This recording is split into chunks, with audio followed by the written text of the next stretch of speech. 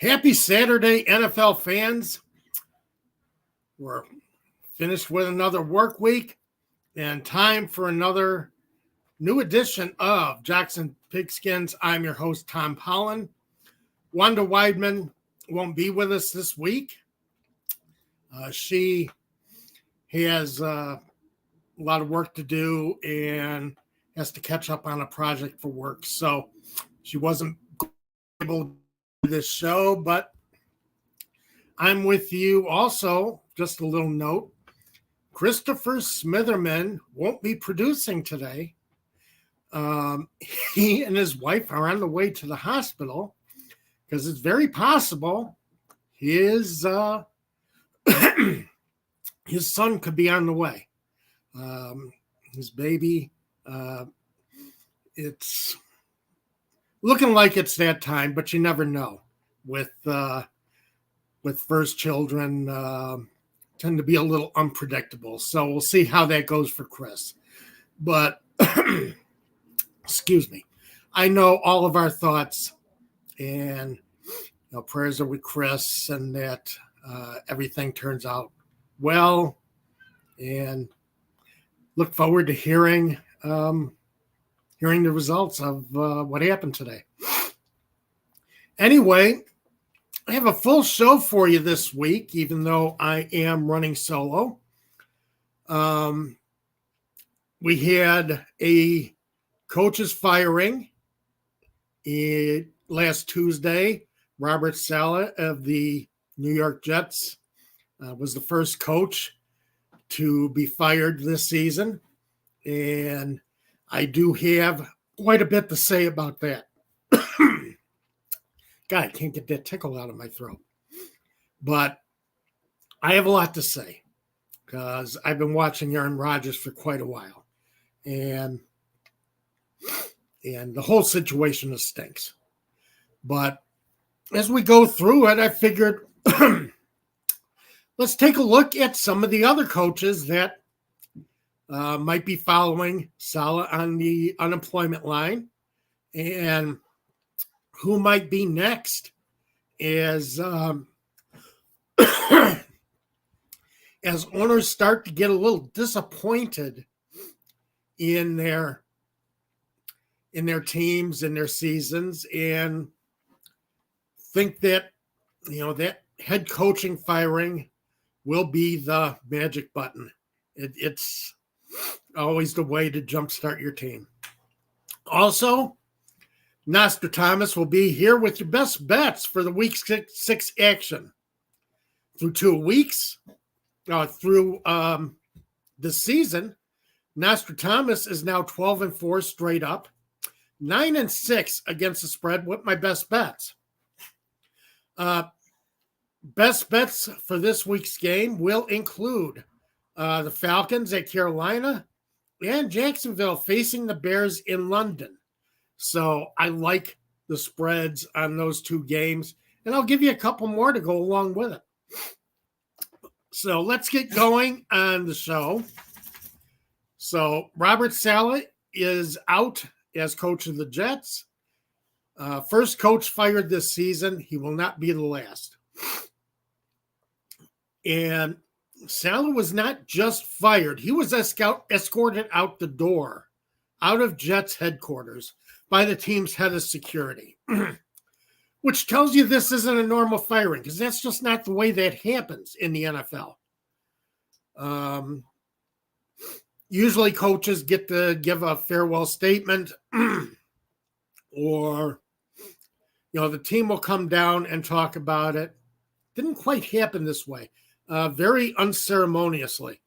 And in my opinion, anybody who thinks Aaron Rodgers didn't have a hand in this is delusional, despite what Rodgers claims.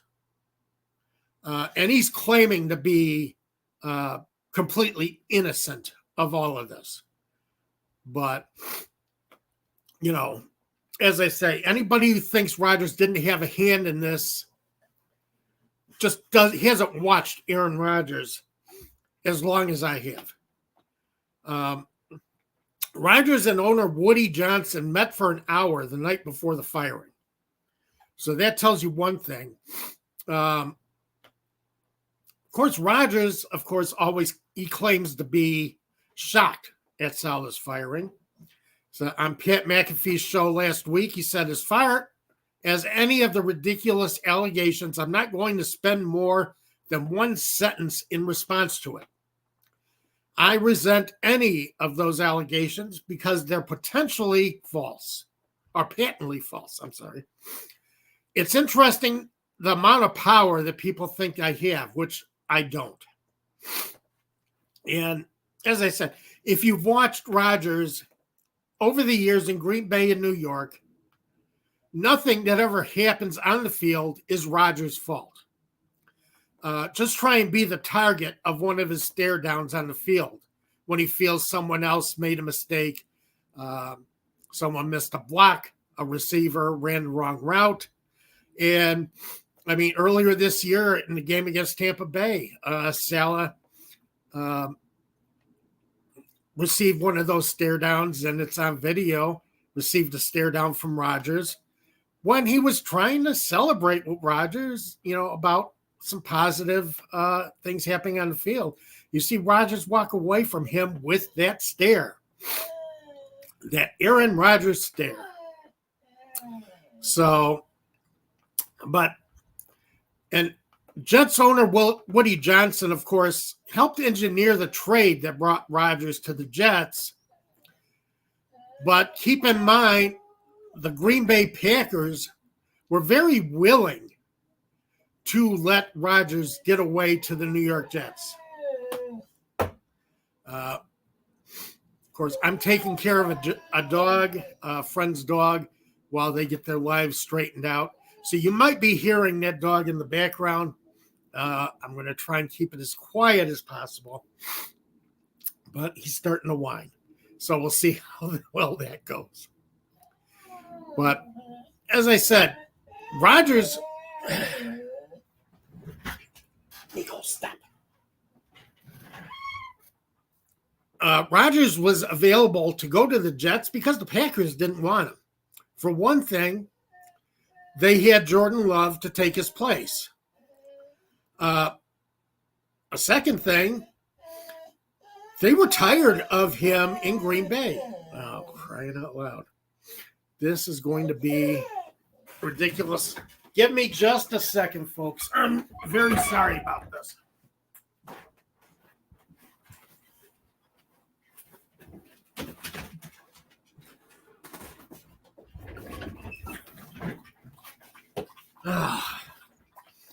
So, I could not let him whine through the entire show. But the Packers didn't want Rodgers. They were tired of him. He was getting older. Did not have a productive season, his last season in Green Bay. And the fact that the Jets wanted him was very advantageous to the Packers. But even at ages 40 and 41, Johnson saw Rodgers as the quarterback to bring the Jets back to the postseason. And to do that and to make Rodgers happy with that, with coming to the Jets, hired former Packers offensive coordinator Nathaniel Hackett to be the Jets offensive coordinator. And remember, Nathaniel Hackett, the year before, he had failed miserably as a head coach of the Denver Broncos. Brought in Rodgers' favorite wide receivers, Allen Lazard and Randall Cobb. So, and do not be surprised if Devontae Adams ends up in New York, teamed up with Rodgers again at some point. Because Adams is on the outs with the Las Vegas Raiders. And they brought in other Packers. Billy Turner, Adrian Amos, Tim Boyle, so among others. So the Jets have been determined to make Rodgers happy ever since they traded for him. And hey, Brian, good to see you. Brian Friedman saying hello. Always great to see you here on the show. As I said before, missing Wanda. Too much work this week, and she just needed to get things done. So, but going on, there have been disputes between Saleh and Rodgers about his certain things this season. One of the things is his cadence. Saleh has blamed, or not blamed, but implied that Rodgers has a tricky cadence as a quarterback, and that the false start penalties that have been plaguing the Jets could be due to that. And again, Rodgers never does anything wrong. So, he didn't feel good about that. And Rodgers, Saleh was talking about not just taking the play call duties away from Nathaniel Hackett in favor of passing game coordinator Todd Downing. There were discussions that Saleh may have been looking at firing Nathaniel Hackett, which is always tough because that, Hackett was one of Rodgers' big backers in Green Bay, good friend, and Rodgers was not going to let that happen. So now, after the firing, he did say that he supported Jeff Ulbricht's interim coach decision to have Downing call plays, but don't be surprised if his attitude changes. Don't be surprised if Rodgers' attitude changes if the offense still struggles. And by the way, I want to hear everything that you guys have to say about this Robert Saleh situation, Aaron Rodgers. What do you think? Because I'm telling you definitely this was an Aaron Rodgers influenced move. Of course, after the firing, Rodgers says that he was responsible for Saleh's firing because, we should have played better. Yeah, he should have. So far this season, very un-Aaron Rodgers-like numbers.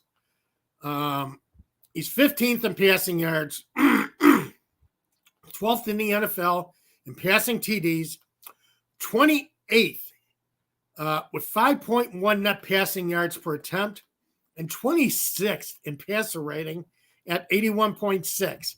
I don't think Rodgers was at 81.6 pretty much at any point in his career.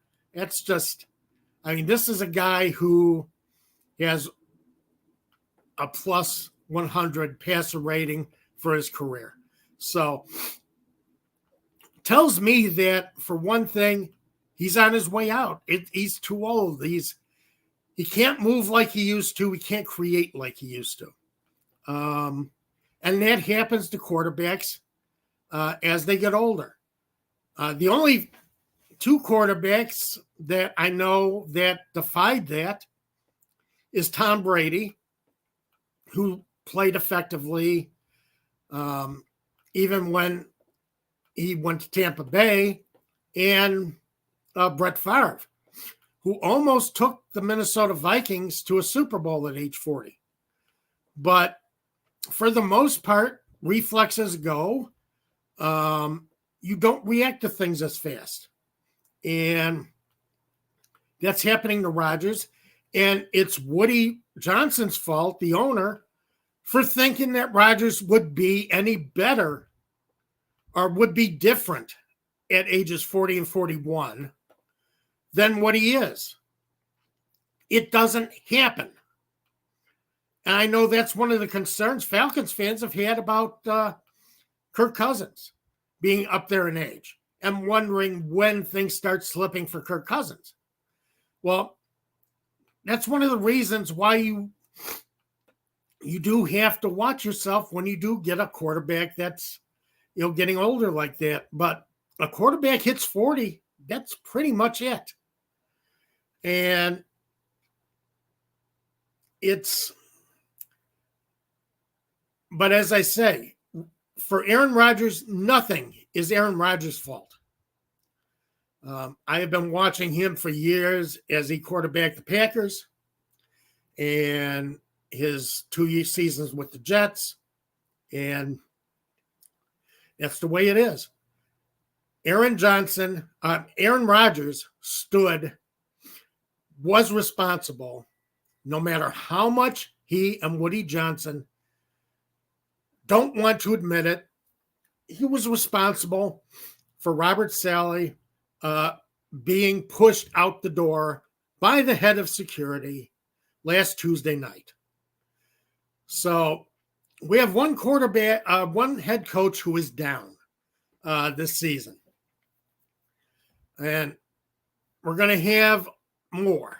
I have a feeling that this might be a season where we see a few in-season firings.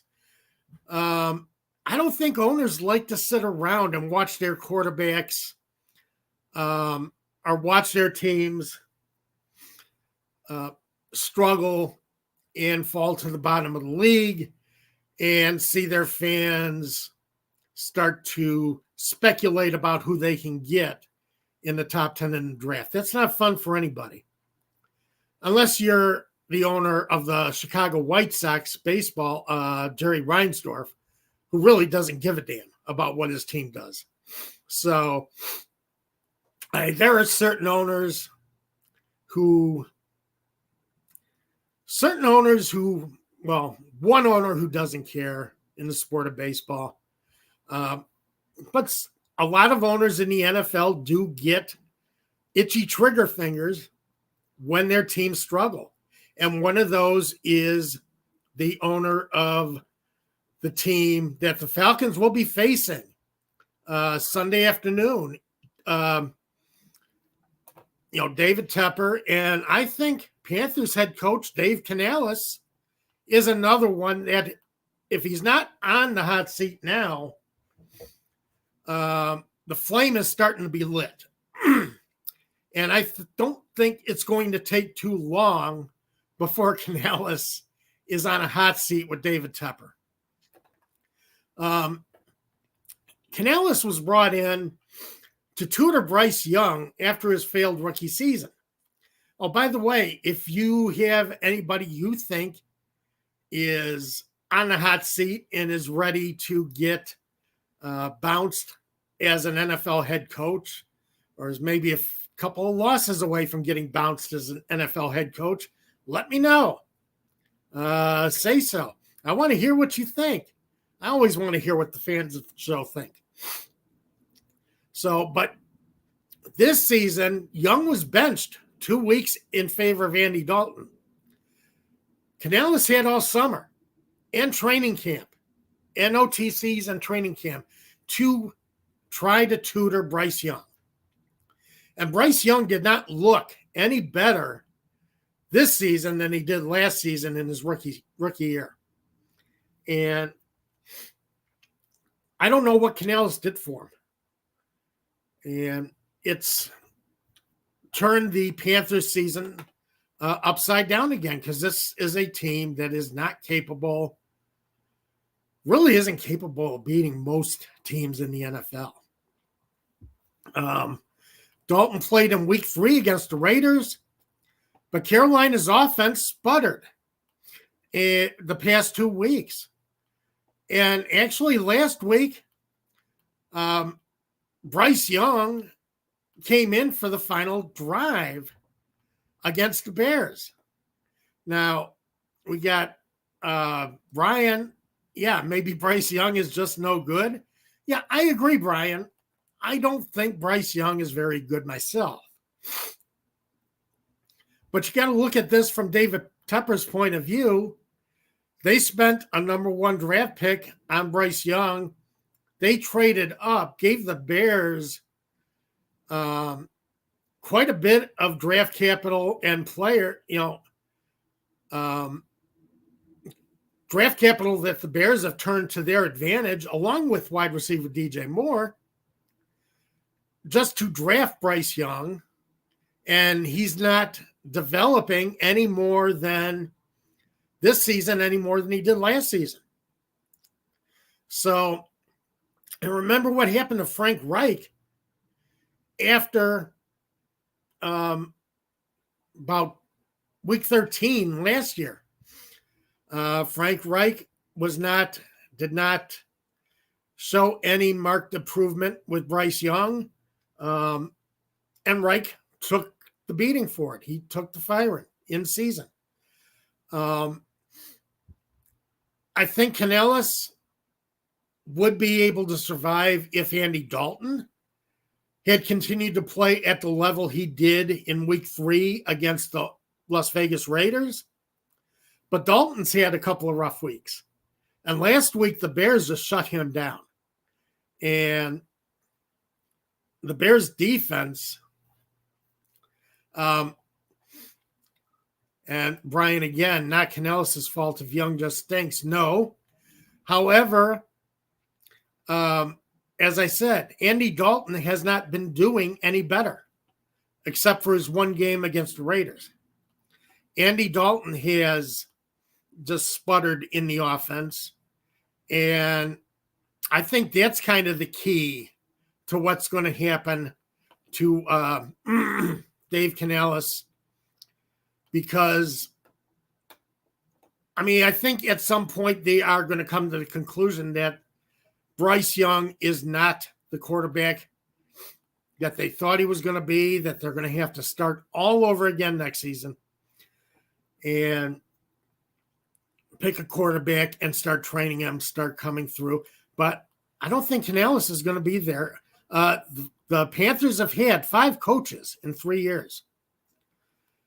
So this is not a guy with a lot of patience. Yeah, Brian, Panthers are a mess. Will be for years. I agree. And I think the reason is David Tepper, the owner of the team. And that's why he's not going to have any patience with Dave Canales. So I do expect him to be, if not an in-season firing, to go on Black Monday. Larry Orange came up, Dennis Allen in New Orleans. I agree. Dennis Allen is on his last legs. I think Dennis Allen would be an in-season probability if Derek Carr had stayed healthy. Fish stinks from the head down. Yeah, we're stoner. I agree with you, Brian. But Dennis Allen is going to get a little bit of a pass now because he's going to be starting, I forget his first name, Rattler, with his rookie quarterback. So he's going to be starting his rookie today, a rookie that when he was drafted, everybody figured needed a lot of work, was not going to be NFL ready in his first season. But they have no choice. They don't have a backup. They let Jameis Winston go to Cleveland. So, it's the way it goes. Spencer Rattler. That's it. Yeah.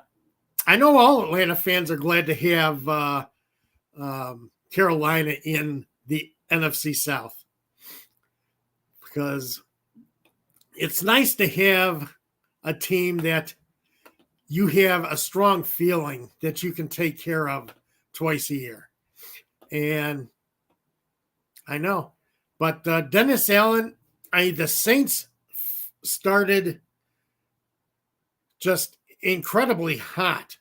I mean, it's amazing. Their first 15 drives of the year, excepting kneel downs, went for scores. And most of them went for touchdowns.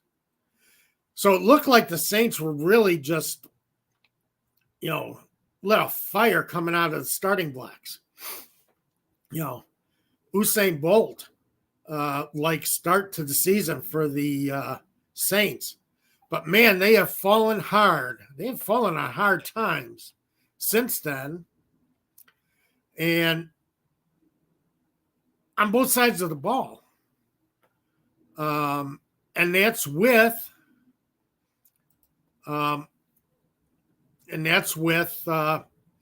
Derek Carr, who he wanted as his quarterback. The Saints brought him over from Las Vegas because Dennis Allen wanted him. So, but it's falling apart. It's been starting to fall apart under Derek Carr at quarterback, losses to the Eagles, Falcons, and Chiefs. And now, you got to throw Spencer Rattler against the Buccaneers and probably the Broncos. Two very tough defensive teams. And so, Marcel, what do you know about the Panthers coach? Basically, I know he's coaching for one of the worst owners in the NFL, an owner who has absolutely no patience, an owner who expected him to bring Bryce Young along and help him develop in year 2 of his career. And that hasn't happened. So, and I think Canales is going to take the blame for it. As I say, if not in season, after the season.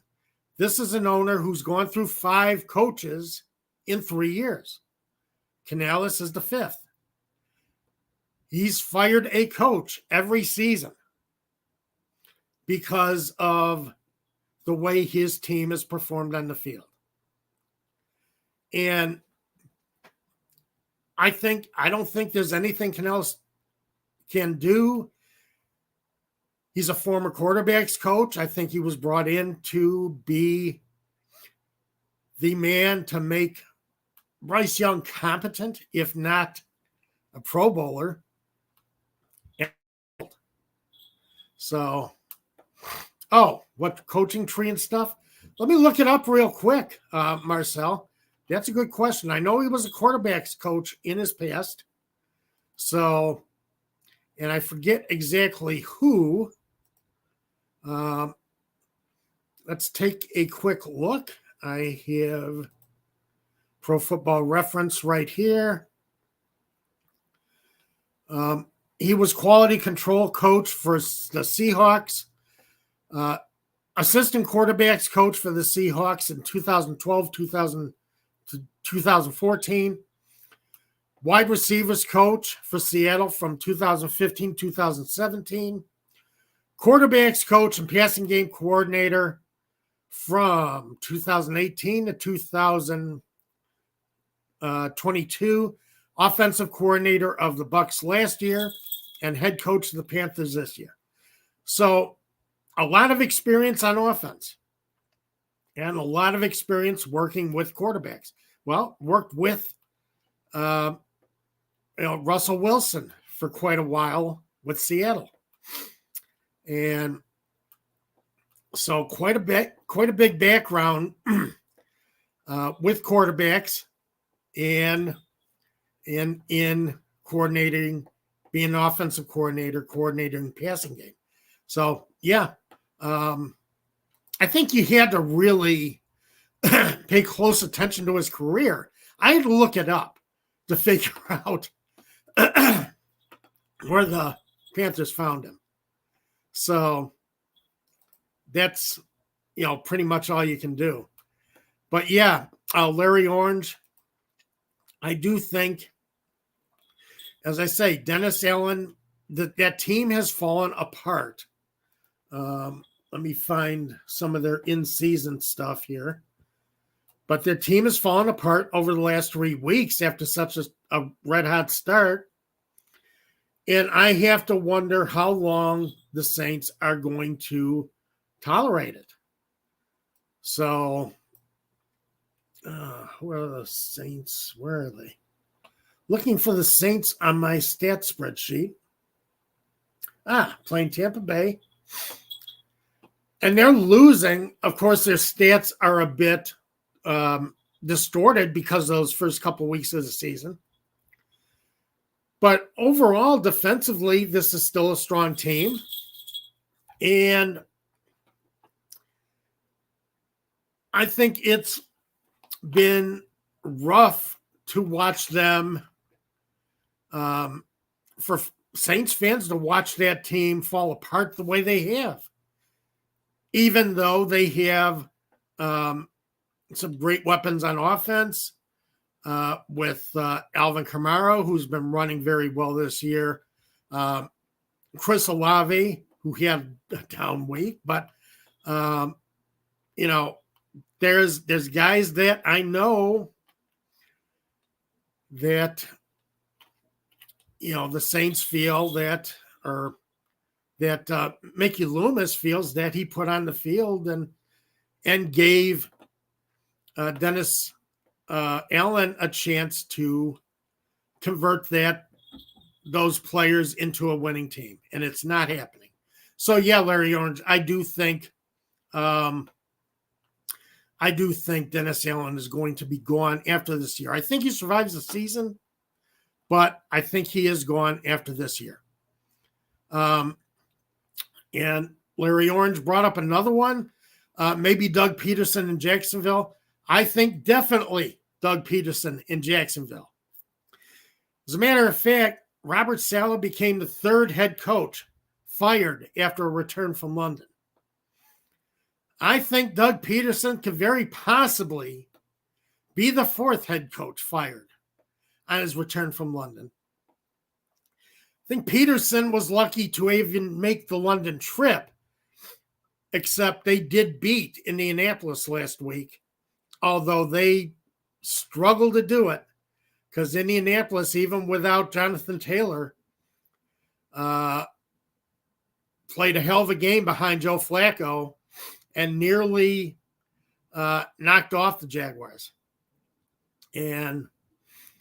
But the fact that Doug Peterson has had Trevor Lawrence first overall draft pick and has done nothing with him, Lawrence has not improved. And I think that's one of the things that's going to do in Peterson, because they just gave Trevor Lawrence a boatload of money. Trevor Lawrence is not going anywhere from Jacksonville Jaguars. He's going to be their quarterback for a long time.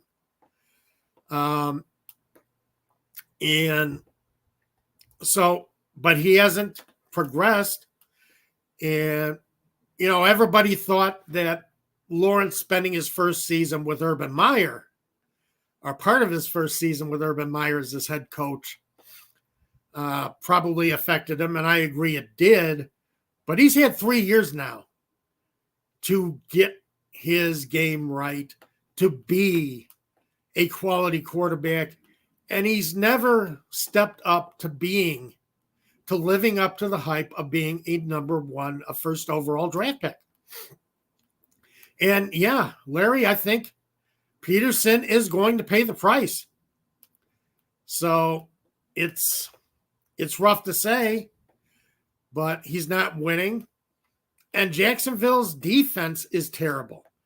And former Falcons defensive coordinator Ryan Nielsen is now defensive coordinator of Jacksonville, but their Jacksonville defense is terrible. And I think, as a matter of fact, coming up, excuse me, in my Nostradamus predicts, I think that Caleb Williams can have another big day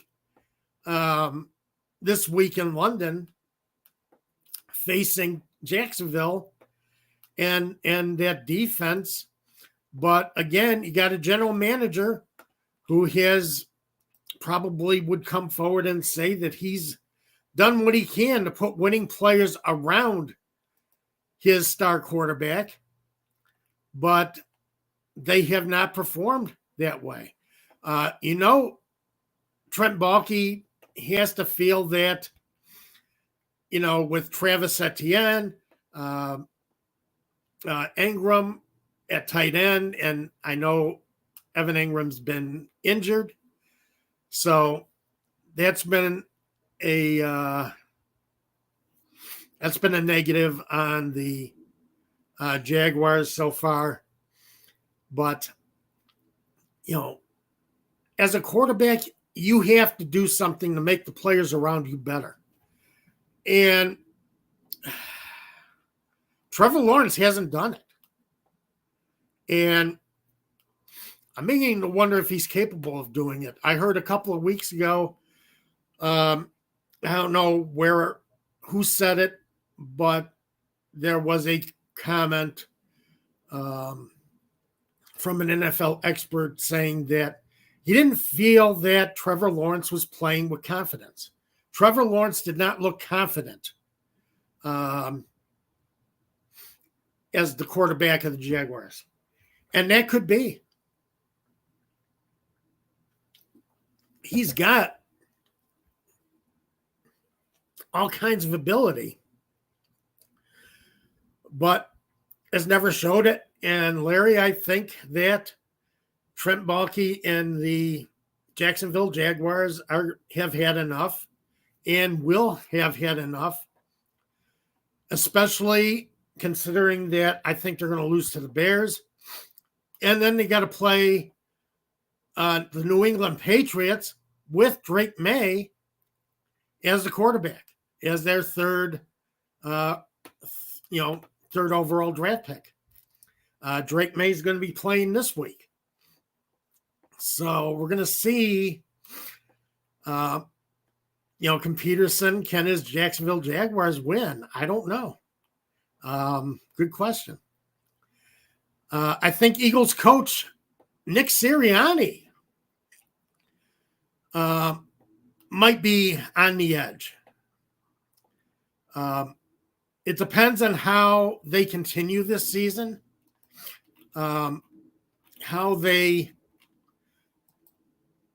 can they get a winning streak together, not just win in the next few weeks, but in 2023, last season, the Eagles went 1-5 to go from being a contender for conference champion to dropping down to a wild card game against the Tampa Bay Bucks, which they lost and lost convincingly.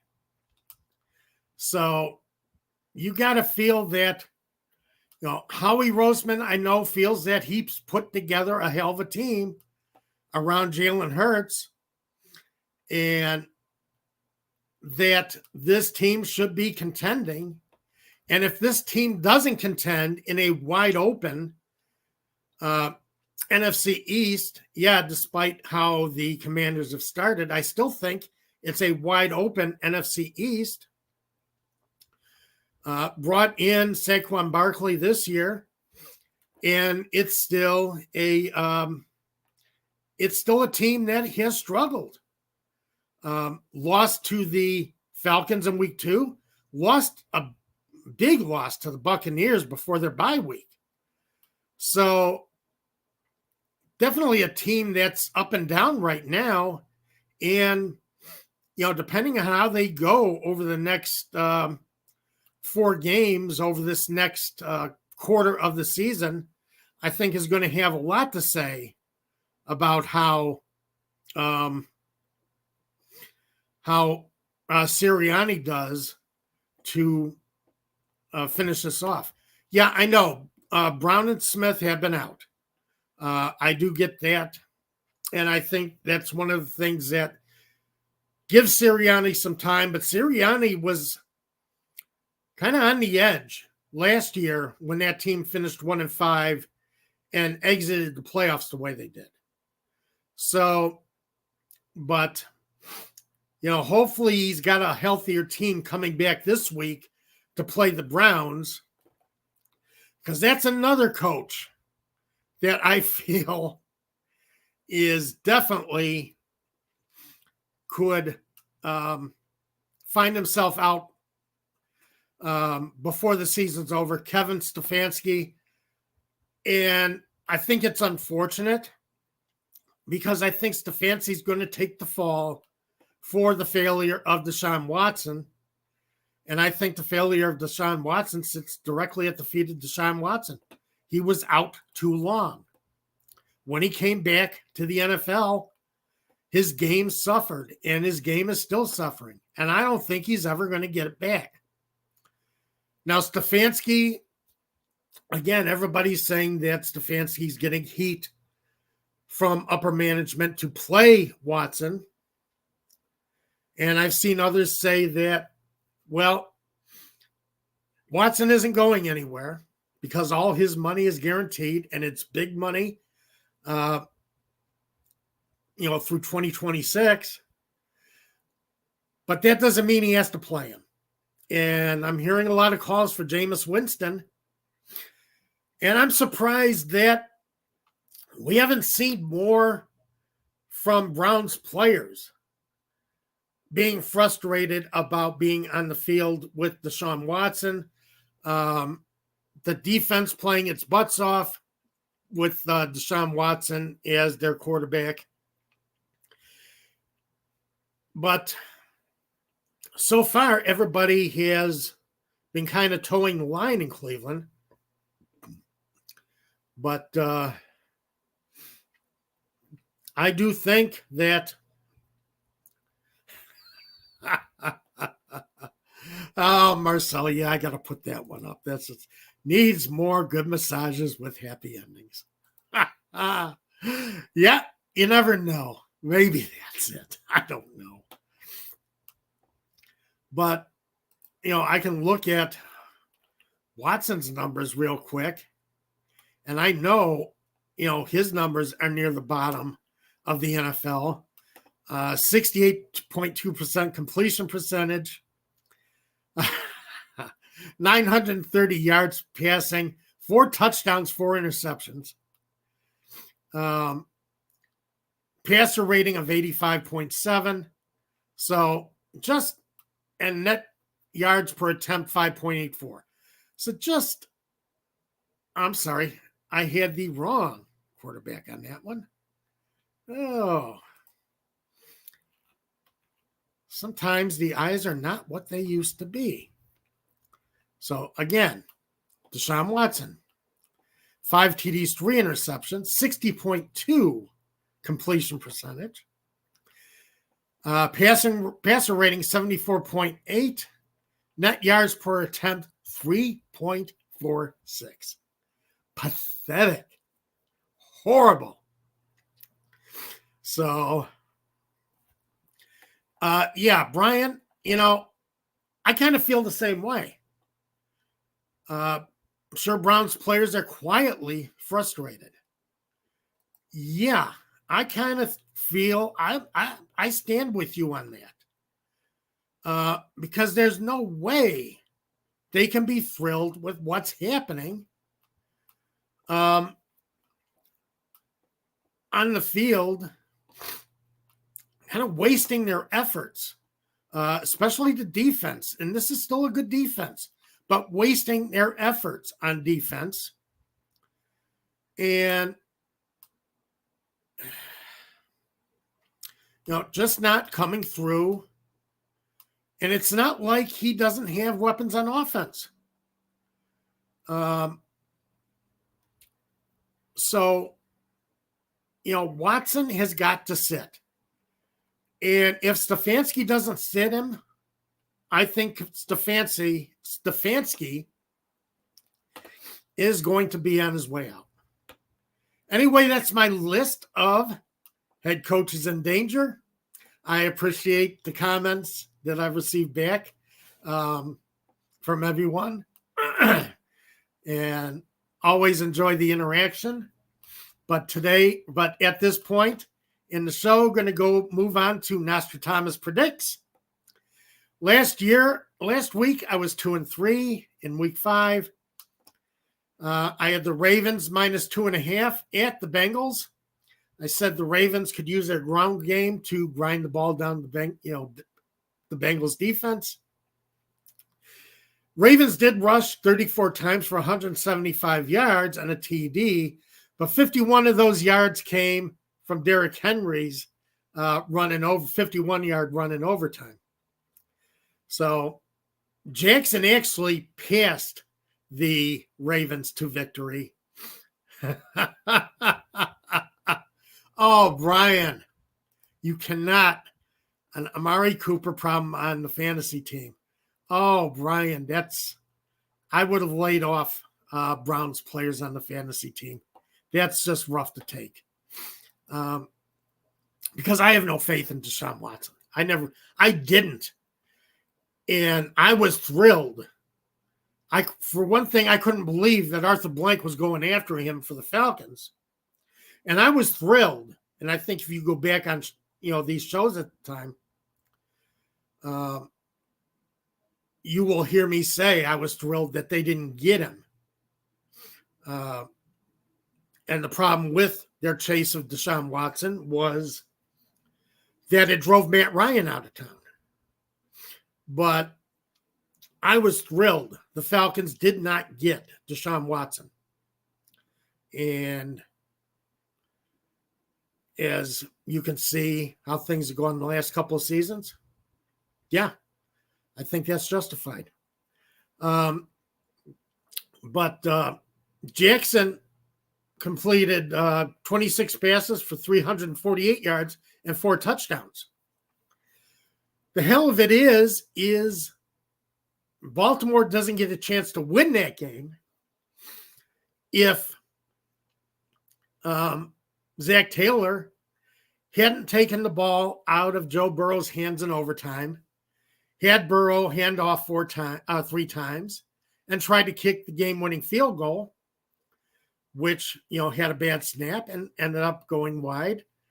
But Joe Burrow had already thrown for 5 touchdowns. Let the man finish the game. And that's another problem I have with head coaches. Let your quarterback is on fire. T. Higgins and Jamar Chase are doing damage. And you take the ball out of his hands for a 50-yard field goal. Just unbelievable.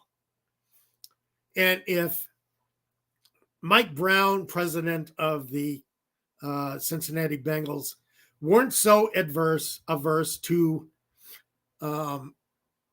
paying coaches for not coaching, for not working for him, I think Zach Taylor should be on the hot seat too, but he won't be because Mike Brown, if he's paying a coach, he's going to be on the sidelines. But Zach Taylor is a coach that has always, during his career in Cincinnati, played it safe and paid the price. And he paid the price last week. I had the Packers -3 at the Rams.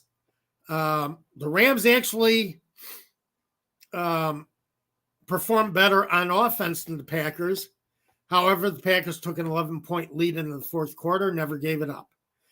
And I lost on the Giants at the Seattle Seahawks. The Seahawks were favored by 6.5 at home. My problem was I had a lot of questions about the fact that the Seahawks were playing their 3rd game in 11 days. And by the way, I don't want to hear the NFL talking about player safety. You scheduled a team to play 3 games in 11 days. Don't give me the BS about player safety. For crying out loud. But, the Giants didn't have Malik Neighbors or Devin Singletary. But they got big games from Tyrone Tracy and running back and Darius Slayton at receiver. And Giants defense got pressure on Geno Smith all night. So lost that one, but I'm happy with having 2 out of 3. And I think I've been performing very well on my best bets this year. So let's continue into week 6. Falcons playing late afternoon in Charlotte against the Panthers, favored by 6. The Falcons defense capable of stopping either Bryce Young or Andy Dalton. So whoever quarterbacks for the Panthers tomorrow, it doesn't matter. The Falcons defense will stop him. Also, I was worried about the Falcons playing down to an opponent because they played some tough games so far this year. And they're facing an opponent that is clearly down. And, I mean, as a winning team, you always want to kick another team when they're down. You beat up on the bottom feeders, and you play 500 against the contenders, and that's how you get to the playoffs. This is a game the Falcons have to win, just to prove that they are playoff caliber and that they are in this to contend. But in his career as a starting quarterback against sub-500 teams, Kirk Cousins is 52-14-2. So Cousins obviously subscribes to the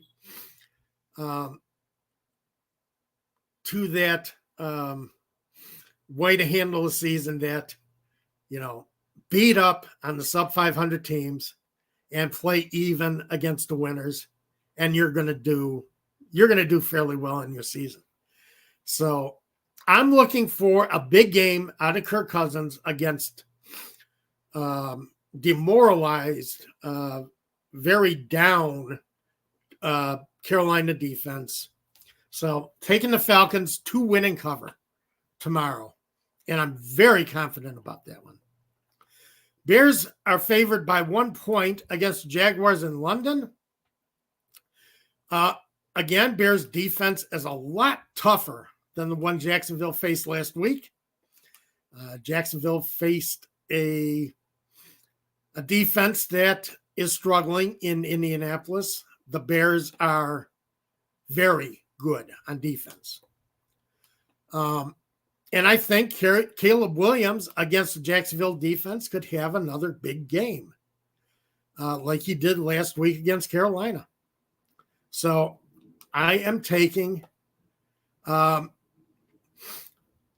I think Bijan game coming. I do agree with you, Marcel, except the one thing that the Carolina Panthers do well is stopping the run.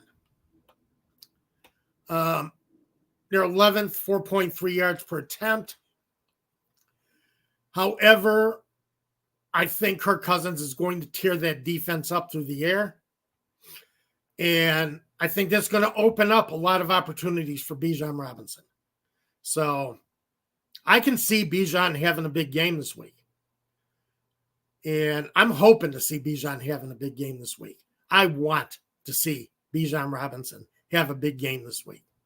And I think considering how well Kirk Cousins is passing over the last couple of weeks, how well his game has come along, he's pretty much all the way back from that injury. He's planting and throwing as well as he's ever done. I think he tears up the Panthers through the air, and I think Bijan gets some big runs for the offense. So I do like them. Another one of my picks, Bengals minus 3.5 in prime time against the Giants. Yeah, I know the Giants won last week.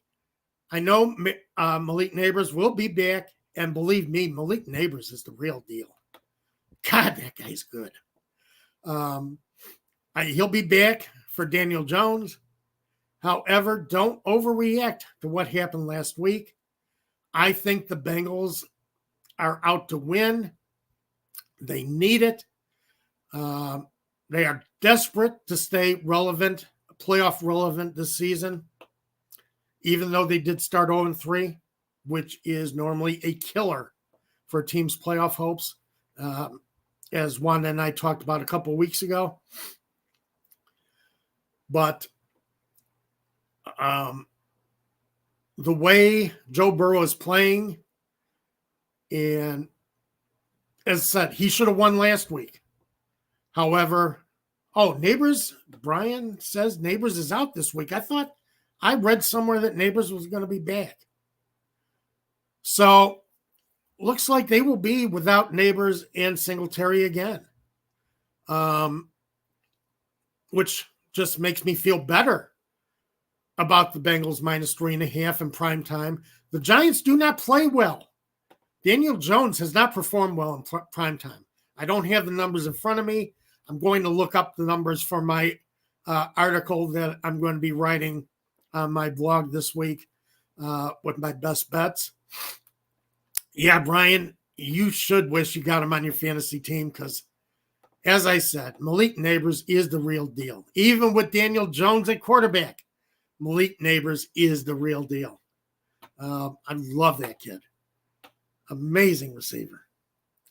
And a fourth best bet that I'm going to give you is the Tampa Bay Buccaneers giving 3.5 against New Orleans Saints in New Orleans, because I don't have faith in. Well, Tampa Bay Buccaneers have a defense that's going to shake Spencer Rattler. And Rattler might end up being a good quarterback in the NFL, but this is his first NFL action. And as I said, he was expected to kind of sit behind Derek Carr this year and learn, but he's going to be pressed into action. And the Tampa Bay Buccaneers are not a team you want to be pressing a learning NFL quarterback into action against. Oh, yeah. Oh, I'm sorry, Brian. I misunderstood. Saying I wish he was playing tomorrow. Yeah, so do I, because I just like watching the kid. And always makes me wonder when I started calling players or rookies or young players kids. When I got to that point in my life, when I started calling players kids. But I do really like Malik Neighbors' game. And I do wish he were playing tomorrow. Even though I took the Bengals -3.5. Because I think Burrow goes off again against the Giants. So, yeah, he is elite, Brian. Anyway, we are out of time. And I thank all of you for sticking with me, being here with me on Saturday, talking football for an hour. It's fun. And I enjoy it. I enjoy being here with all of you. And I enjoy when people watch the replay and spend their time watching the replay. I appreciate you being with me for an hour on Saturdays. So with that said, I hope everybody has a great week.